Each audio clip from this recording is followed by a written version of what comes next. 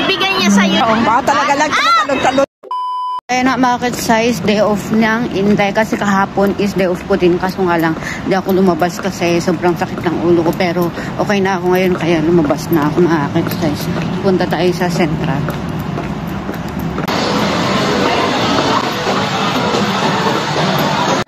Sakay na natin ang market size. Mag-exit na nga tayo mga kitses. Ayan, punta tayo doon. Ayan, after natin doon sa mahaba, dito ulit tayo sa dito. Akit ulit tayo. Mga kitses, hindi pa nila tinanggal yung decorate nila kasi sa 24 pa daw tatanggalin mga decorate ng China. Yung daanan na dito ngayon, dati is sobrang luwang dito pero pinagawaan na nila ng building. So, ganyan nito na lang sa harapan ng post office. Okay, so malapit na ako sa kanila. Ang meet up namin is mag-start yata yung program is 10. Ngayon is 11:30 na, o diba? On time talaga tayo Pinoy. Gusto mga Pinoy ganun on time. Kasi mag-aantay na naman ako doon. Oh, mauna sila. Dito na nga tayo papasok mga kids sa subway. Maraming mga tao din dito. Ang subway. May mga nagtatambay din dito, ganon. Kapag Sunday, punuhan din dito.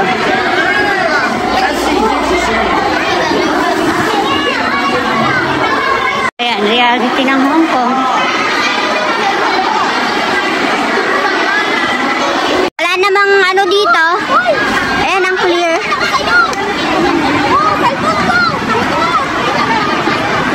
Mga OFW doon. Ganito kadami ang mga OFW dito. Pati din dito nagpapapackage sila. Ayan, punta tayo doon.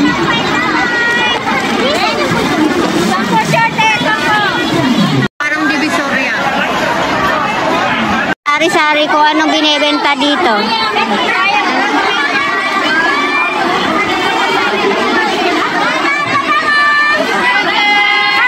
Pas na pala ako mga kids, yun pala yung exit eh. Ito tayo doon.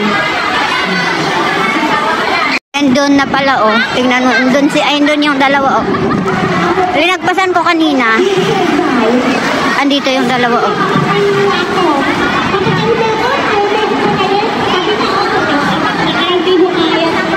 Nag-ano sila.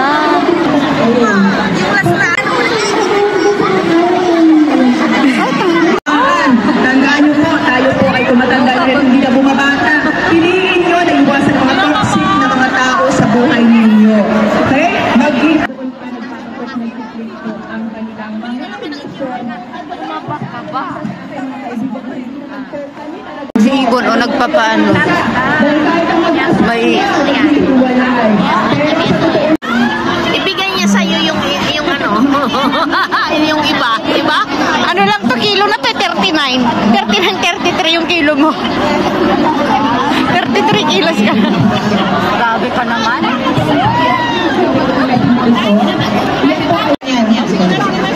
Okay, hindi ka pala. Yan, aray.